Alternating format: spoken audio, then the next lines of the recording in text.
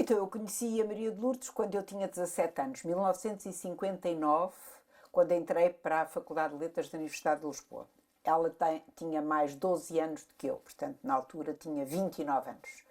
E eu conhecia precisamente no contexto do movimento que ela trouxe para Portugal, o movimento internacional a que eu também pertenço, que é o movimento do Grau, o movimento internacional de mulheres, que foi, na altura estava proibido pelo cardeal Serjeira e, portanto, reuníamos em casa da engenheira Maria de Lourdes Pintacilgo para preparar liturgias, refletir sobre a situação do país, coisas desse género.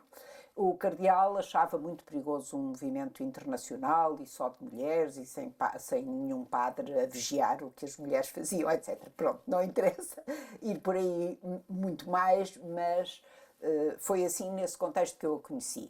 A mim impressionou-me logo na altura o que eu ouvia outras pessoas que lá iam dizer quando ela saiu do liceu, foi uma das melhores alunas do liceu Filipa de Lencastre, quando saiu ela quis ser engenheira. E porquê queria ser engenheira? Porque não havia mulheres engenheiras e se dizia que só os homens é que eram capazes de ser verdadeiros engenheiros. Então ela disse, só os homens, eu sou capaz de ser engenheira. Foi para a engenharia e fez a engenharia química e foi ela com o João Resina Rodrigues, que depois foi padre, e o Caiola, não me lembro o primeiro nome dela, eram os 3 melhores alunos. Aliás, tratavam-se entre eles por professores. A professora, você é muito mais inteligente do que eu. Não, você é que é mais inteligente do que eu. Eu era uma delícia, eu assistia a coisas dessas. Daí, ela foi para a CUF, logo acabar o curso, foi para a CUF montar o centro de documentação da CUF. E acho que é uma coisa que ainda permanece com a qualidade que ela conseguiu imprimir e que não havia em Portugal nada de parecido.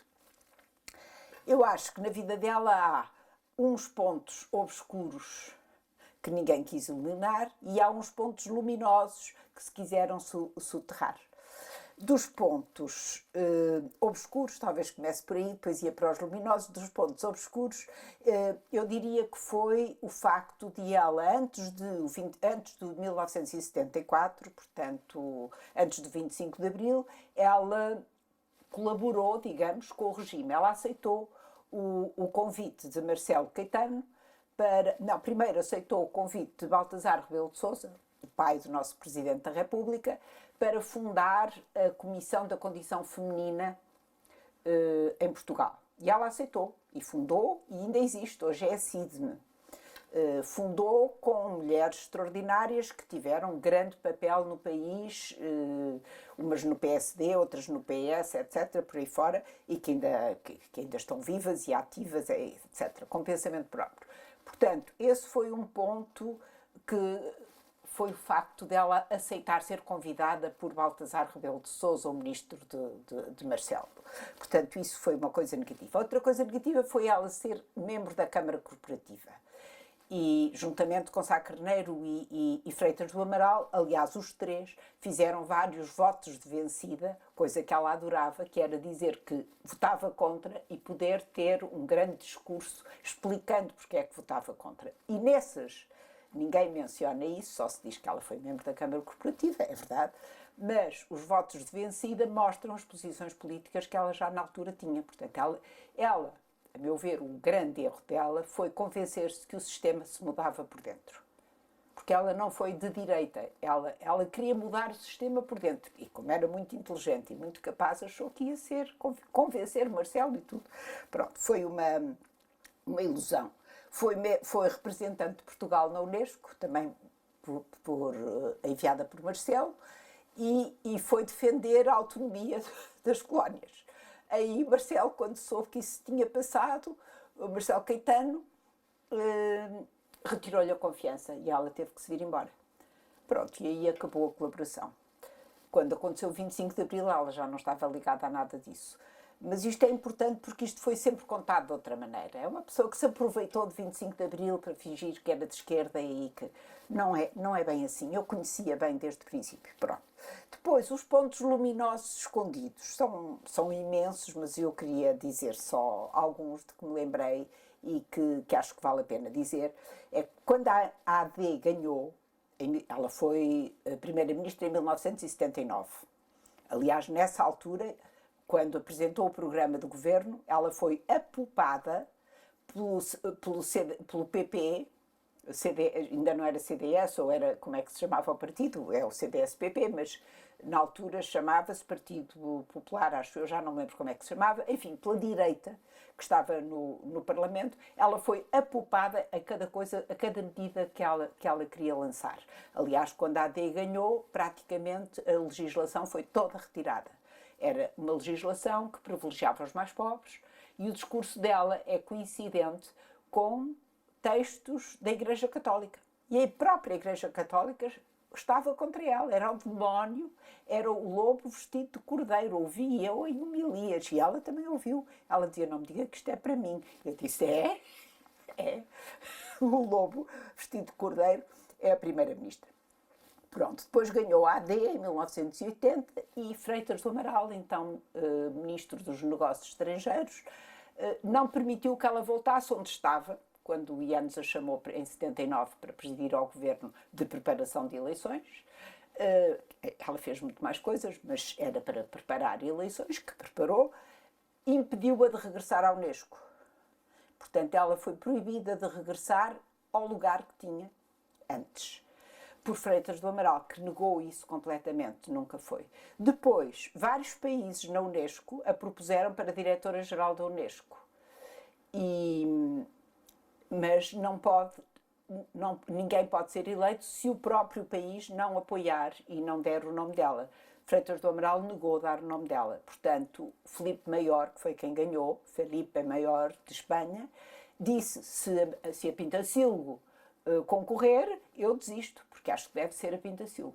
A Pintacilgo não foi proposta por Portugal e ganhou Felipe Maior, que eram, aliás, grandes amigos e tudo isso.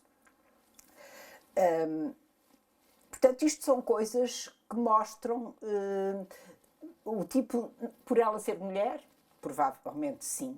Por ela ter as ideias que tinha, provavelmente sim. Por estar muito acima de muitos dos políticos daquela altura e muito à frente do seu tempo, eu acho que sim. Eu acho que foi por isso. Por exemplo, nunca se mencionou cá o facto de ela ter sido membro da Universidade das Nações Unidas em Tóquio, foi vários anos, juntamente com pessoas muitíssimo importantes. Oh, gatinho, aí não.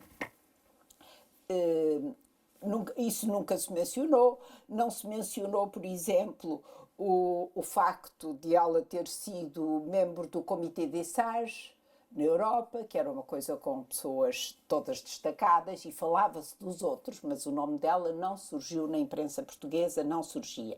E depois, uma das últimas coisas foi quando houve a grande conferência das Nações Unidas no Cairo sobre a população, pensando que havia que tomar uma medida quanto ao crescimento excessivo da população e a falta de alimento para ela, quando isso estava em curso, ela foi convidada particularmente pela Fundação Rockefeller dos Estados Unidos, dando-lhe todos os meios para ela poder reunir um grupo de pessoas de todo o mundo para fazerem um relatório sobre a população. Era um relatório independente, era uma comissão independente relativamente à que existia na Unesco. E saiu um relatório que foi redigido por várias pessoas, mas ela fez a revisão final, portanto, muito do texto é dela, chama-se Cuidar o Futuro, está traduzido em muitíssimas línguas, e isso vi eu, mandaram aos chefes de governo de todos os países, de todos, da África, de todos os continentes. Ela tinha um grande dossiê com as respostas, que em geral eram dos próprios. Do Trudeau, do Canadá, eu lembro-me de ver vários a dizer que havia ideias que eles não tinham pensado e que iam ver se podiam pôr em prática, enfim, reagiram diretamente ao texto. Sabe o que é que fez o governo português? O chefe de gabinete do primeiro-ministro escreve uma carta a dizer agradecemos muito, acusamos a recepção do livro, que iremos ler com todo cuidado, em nome do primeiro-ministro, fulano tal. Pronto, não vale a pena dizer quem era o primeiro-ministro, nem quem era o chefe de gabinete, mas ela disse, isto é o nosso país.